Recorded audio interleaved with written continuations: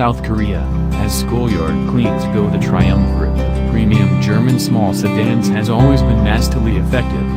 Sure, the gang's leadership sometimes swaps around, favoring whichever one has the latest engineering or marketing trick, but what they do even more effectively than beating each other is blocking out the new kids.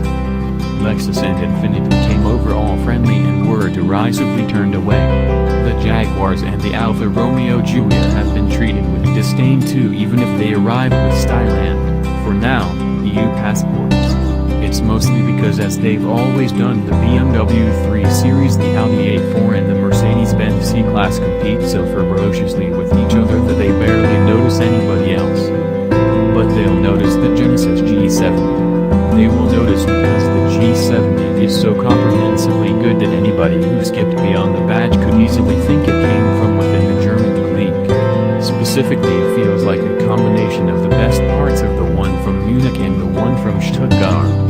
It could pass for an M car from the rear three-quarter view, but with a lower, wider, more ready-to-pounce stance, though the front end is less resolved. And from the driver's seat, its balance, poise and assurance do what a 3 Series does, only sometimes better and more cheerfully, with cleaner lines of communication.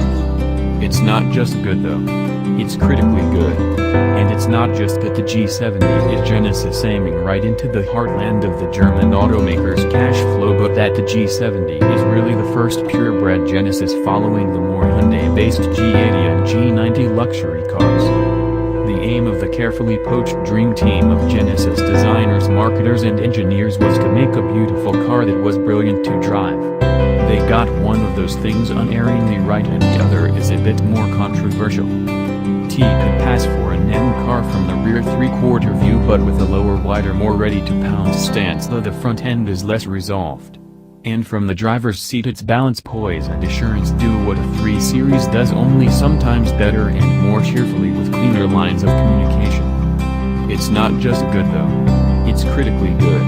And it's not just that the G70 is Genesis aiming right into the heartland of the German automaker's cash flow, but that the G70 is really the first purebred Genesis following the more Hyundai-based G80 and G90 luxury cars. The aim of the carefully poached dream team of Genesis designers, marketers and engineers was to make a beautiful car that was brilliant to drive. They got one of those things unerringly right, and the other is a bit more controversial.